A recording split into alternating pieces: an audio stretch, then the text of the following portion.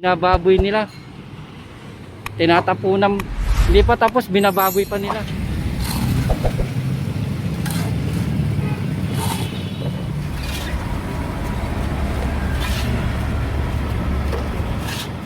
Pakulong na namin din na matiis namin ang mga kalukuhan nila. Madala talaga sa pakulong na lang. Yung mga basura talaga, basura sa patambak. Yung ikuan nila dyan, paggabi, medyo matikon ako sa bag. Kuan na saway nga, di magkasaway. Kaaway talaga. Yung mga dayo yan, naaboy talaga nila yung mga area na namin dito. Na kami, pakulong. Mga tol, at ito si Kagawad ng Barangay 105. Ito kasama namin to na talaga pong nililinis na nila, nagre-request na sila. Ito, paulit-ulit pa rin nangyayari to. Medyo nang tumatanda na nga si Kagawad, oh. Kagawad, thank you po sa tulong niyo po sa amin, ha. Yan, nung kahapon pala, naglinis na rin sila rito. Ito, pagdating ng gabi, ito nga, tinatambakan. Kaya, sana Kagawad, salamat po sa inyo na araw-arawin niyo po sila. Yung iba rin kasi talaga hindi namin madaan sa pakiusapan. Ang sabi ko na din sa bantay namin, may video nila, kami na bala pag-recap ng paano. Kasi yung nga, nakakwento nga sa akin, inaaway pa raw si tatay. Sabi ko nga, Sabi ko, huwag na rin mapagkawan dahil nga ba mami, hindi na natin kaya, baka kaya balikan tayo, hindi panood sa atin. Pero doon din sa, naglagay na rin kami ng solar dyan para mas madali namin mahuli yung mga nagtatapos. i-post nyo sir. Ayaw mahiya, post nyo sa CCTV nyo. And thank you po Kagawad, salamat po sa inyo. Yan, pangatol, tuloy-tuloy pa rin po.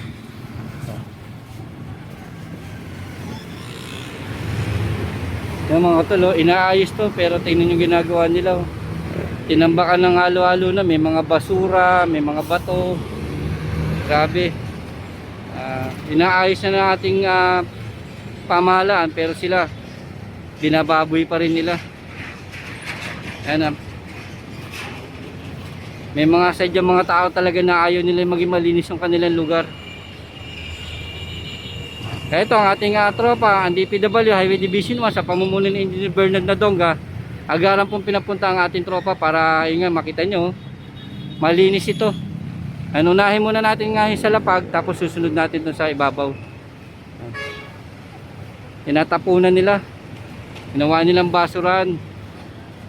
Ito ginawa ito para magkaroon ng plant box dito at tamnan ng mga halaman, hindi para maging basurahan. Ito, kasama natin yung tropa natin. Yan, tuloy-tuloy pa rin natin na pagbibigay ng serbisyo at aksyon dito sa kali ng Distrito Tondo. Dito po yan sa may Kapulong Street, corner Road 10, Barangay 105.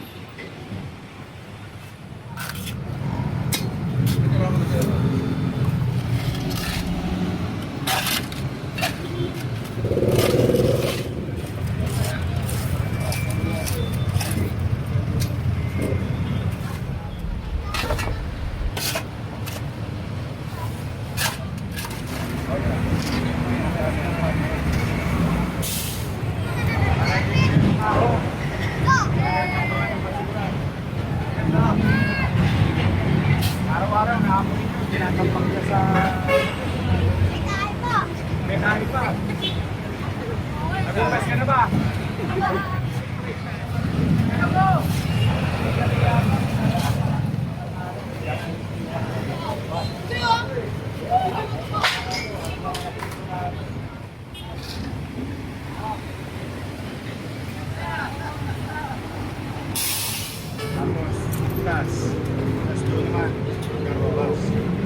Tandaan nyo to, ito sa Kapulong na to, sa corner Road 10 Street, District 1 Tondo. Ito yung may flyover dito, yan may flyover dyan. Tapos itong baba, parating tinatambakan na lang, binabahayan, tinalagyan ng basura. Misko, yun lang nga, nakakalungkot isipin. Itong area na to, pinapaganda, inaayos. Yung mga ilang mga tao rito, mga sabihin na natin pasaway, dumadayo pa rito yung iba para lang magtapon, magkalat.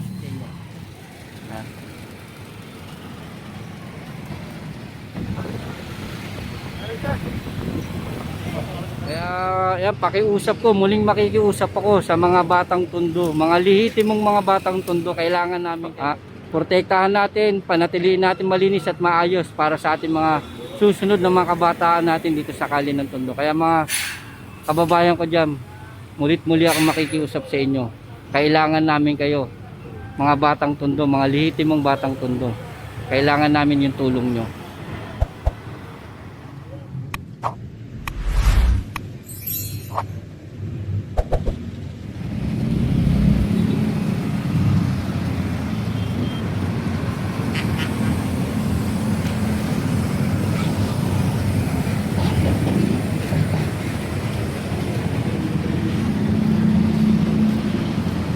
So, magandang umaga mga tol, dito ngayon tayo sa may road 10. Ito, corner Kapulong Street. Ito yung mga pinagawang plant back ni Yorme Isko at yun din sa kabila. Yan. Ito, pinalilinis na to. Pinaayos na uli para pag ano, malagyan na to ng mga halaman. Para maging ano na rin to, tumubo na yung mga halaman na lalagay dito at maiwasan din yung ano. Ayan, makikita nyo. Halos tinambakan din ng mga tiga dito yun. Kaya ito pinaayos ang ating engineering department sa pamumuno ni Engineer Bernard Adonga, ang DPW Highway Division 1. Agaran po pinapunta yung tropa natin. Yan. Para maayos na to.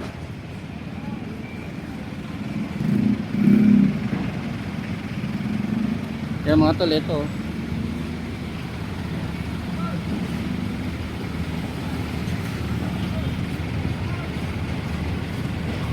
ito ang ating ropa, ang DPW Highway Division 1 sa pamumuno ni Engineer Bernard Nadonga. Agaran pong pinapunta ang ating grupo para po yung ito malinis natin. Dito tatanggalin muna natin itong mga nagkalat na to. Yan, tatanggalin natin itong mga to. Yan, nilinisin natin. Tapos isusunod natin yung sa ibabaw naman po.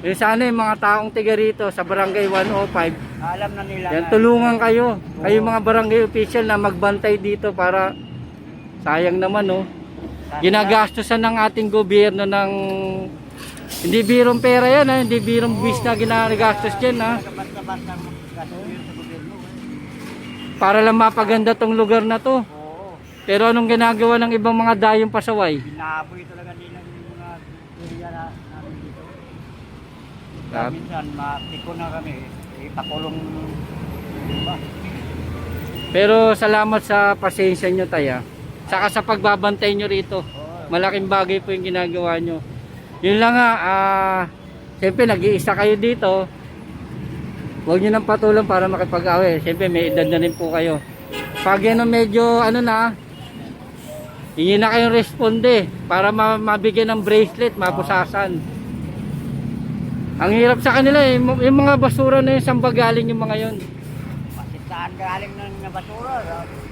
Dito sa Moriones. Galing nila dito. Dito talaga ang kuha nila. Kuha ng mga basura. Kinukontrata nilang Oo, kontrata kukunin nila. nila bahay-bahay tapos dito nila itinatapon. Tapon. Dapat pala paghigpitan din yung mga ganyan, no? Minsan na, ipakulong na namin yung din na matiis namin ang mga kalukuhan nila. Madala talaga sa pakulong na lang. Kaya tayo walang ibang magmamalasakit kundi mga batang tondo rin, no? Oo.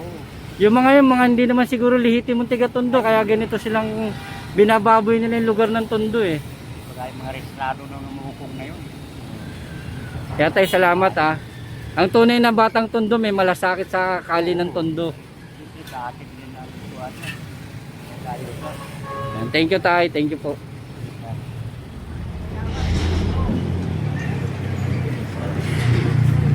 Kaya yan, pakiusap ko, muling makikiusap ako sa mga batang tondo, mga lihitimong mga batang tondo, kailangan namin kayo. Kailangan namin ang tulong nyo. Hindi po kakayanin ng ating mga barangay official, ng ating gobyerno kung wala po yung tulong nyo. Tulungan nyo po kami. Protektahan po natin ang bawat kali natin dito sa kali ng tondo. Protektahan natin, panatiliin natin malinis at maayos para sa ating mga susunod na mga kabataan natin dito sa kali ng tondo. Kaya mga kababayan ko dyan, mulit-muli ako makikiusap sa inyo. Kailangan namin kayo, mga batang tondo, mga lihitimong batang tondo. Kailangan namin yung tulong nyo. Mga nakakalungkot isipin mga tol, etong side na to saka doon sa kabila, ayan pinagaganda po kung natandaan nyo kung ano itsura nito nung araw. Kaya ang ating pamahalaan sa pamumuno ni nating Yorme Isko at syempre ng ating mga barangay official, mga mamayan natin, at ito pinapaayos at pinagaganda to ni Mayor Isko. Kung natatandaan nyo nga po, etong area na to may overpass yan at etong area na to parating tinatambakan ng basura, binabahayan. Kaya agaran tong pinaayos, pinalinis si Yorme Isko para matamnan to ng mga halaman. Maisaayos yun lang nga, nakakalungkot isipin. Hindi pa ayos, makikita nyo binababoy na po. Kaya sana po mulit-muli ako makikiusap sa mga mamayan natin, lalo na sa mga batang tondo, mga lihitimong batang tondo, mga mamayan natin sa tondo. Tulungan niyo po kami, tulungan niyo po ang ating gobyerno, tulungan niyo po ang ating mga mamayan dito sa ating bawat lugar. Protektahan niyo po, bantayan niyo po ang ating bawat kalye dito sa kalye ng District 1 Tondo para mapanatili natin maayos at malinis. Kasi mga tol, kung mga lihitimong batang tondo talagang hindi sila papayag na babuyin ang bawat kalye nila. Kaya sana mga kababayan kong batang tondo, mulit-muli ako makikiusap sa inyo, tulungan nyo na po kami. Protektahan natin ang bawat kalye natin dito sa tondo, panatiliin natin malinis para sa mga susunod na mga batang tondo.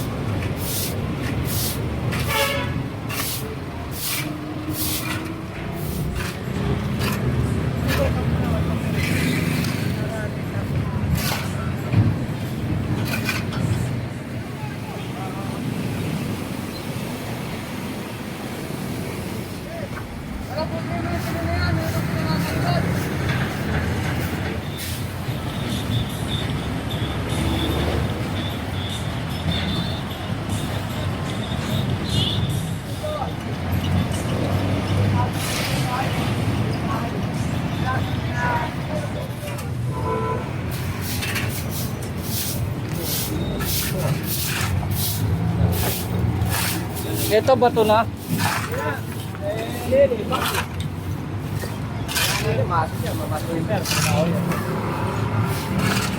Yung pinaglagyan yata na hagdanan yun.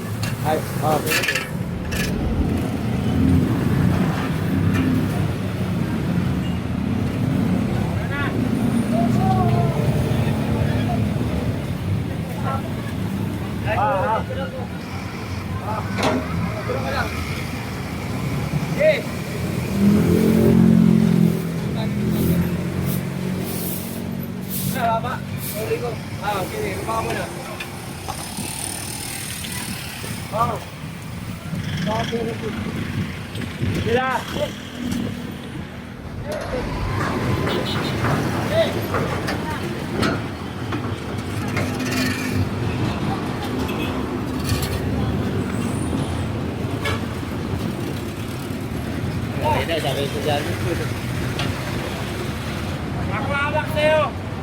Yung mga tol, magandang tanghali po sa inyo. At ito, natanggal na po natin yung mga basura dito sa sahig. At ito yung mga ibang nakasako rito sa may ibabaw. Ayan nga mga tol, ito pa rin ang ating tropa, ang DPW Highway Division 1 sa pamumuno ni Engineer Bernardo Donga. At kasama natin ang ating tropa, tuloy-tuloy pa rin po ang ating pagbibigay ng aksyon at solusyon dito sa kali ng District 1 Tondo, dito sa may Kapulong Street, corner Road 10. Nasasakupan nito ng Barangay 105, yung mga tol. At salamat po sa inyo at nabigyan po tayong pagkakataon at ang pagkatiwalaan po ang ating opisina, ang ating tropa ng DPW Highway Division 1 sa pamumuno ni Engineer Bernardo Donga upang malaparan natin ng action at solusyon tong area na to na malinis natin. Kaya salamat po mga kababayan namin, lalo na rito sa mga Batang Tondo. Salamat po sa inyo, mga liitimong Batang Tondo, salamat po sa inyo. At muli-muli ako makikiusap sa inyo, protektahan natin ang ating kali ng District 1 ng Tondo, mga liitimong Batang Tondo, para sa atin ito at protektahan natin ito para sa mga susunod na mga Batang Tondo. Kaya salamat po sa inyo. Kung nagustuhan nyo yung mga video ko mga tol, like nyo na po, share, subscribe na rin po kayo at mag-comment po kayo. Malaking bagay po to mga tol, at may ibibigay ko po sa inyo yung pang-araw-araw namin na ginagawa na update para makita nyo rin po kung paano po nagtutulungan ang ating ahensya ng gobyerno, ang ating mga barangay, ang ating opisina at mga mamamayan para sa ikakaayos at ikalilinis ng bawat kali natin dito sa District 1 Tondo. Kaya mga Batang Tondo, mga lihitimong Batang Tondo, protektahan natin ang ating kali upang mapanatili natin ang maayos at malinis para sa mga susunod na mga Batang Tondo. Salamat sa inyo at magandang tanghali sa inyo.